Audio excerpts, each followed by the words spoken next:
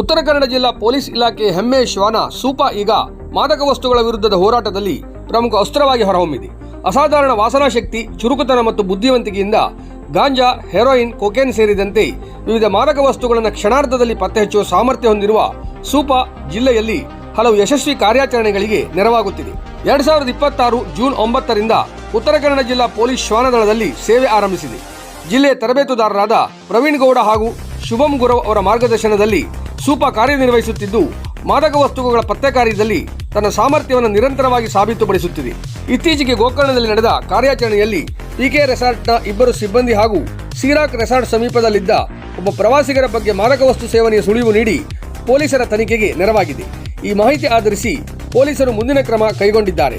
ಸೂಪ ಕೇವಲ ವ್ಯಕ್ತಿಗಳಲ್ಲದೆ ವಾಹನಗಳು, ಲಗೇಜ್, ಪಾರ್ಸಲ್ಗಳು, ಕಟ್ಟಡಗಳು ಸೇರಿದಂತೆ ಯಾವುದೇ ಸ್ಥಳದಲ್ಲಿ ಅಡಗಿಸಿಟ್ಟಿರುವ ಮಾದಕ ವಸ್ತುಗಳನ್ನು ವಾಸನೆಯ ಮೂಲಕ ಗುರುತಿಸಬಲ್ಲದು. ವಿಮಾನ ನಿಲ್ದಾಣ, ರೈಲು ನಿಲ್ದಾಣ, ಬಂದರು ಹಾಗೂ ಗಡಿ ಪ್ರದೇಶದಲ್ಲಿ ನಡೆಯುವ ತಪಾಸಣೆ ಮತ್ತು ಶೋಧ ಕಾರ್ಯಾಚರಣೆಗಳಲ್ಲಿಯೂ ಈ ಶ್ವಾನವನ್ನು ಬಳಸಲಾಗುತ್ತದೆ. ಜಿಲ್ಲೆಯಲ್ಲಿ ಮಾದಕ ವಸ್ತುಗಳ ಸಾಗಾಟ, ಮಾರಾಟ ಹಾಗೂ ಸೇವನೆಯನ್ನ ತಡೆಯುವ ಉದ್ದೇಶದಿಂದ ನಡೆಯುತ್ತಿರುವ ಕಾರ್ಯಾಚರಣೆಯಲ್ಲಿ ಸೂಪ ನೀಡುತ್ತಿರುವ ಸಹಕಾರಕ್ಕೆ ಪೊಲೀಸ್ ಇಲಾಖೆ ಮೆಚ್ಚುಗೆ ವ್ಯಕ್ತಪಡಿಸಿದೆ. ತನ್ನ ಅಸಾಧಾರಣ ಗ್ರಹಣ ಶಕ್ತಿ ಹಾಗೂ ಚುರುಕುತನದಿಂದ ಸೂಪ ಉತ್ತರ ಕನ್ನಡ ಪೊಲೀಸರ ಹೆಮ್ಮೆಯ ಶ್ವಾನವಾಗಿ ಹೊರಹೊಮ್ಮಿದೆ.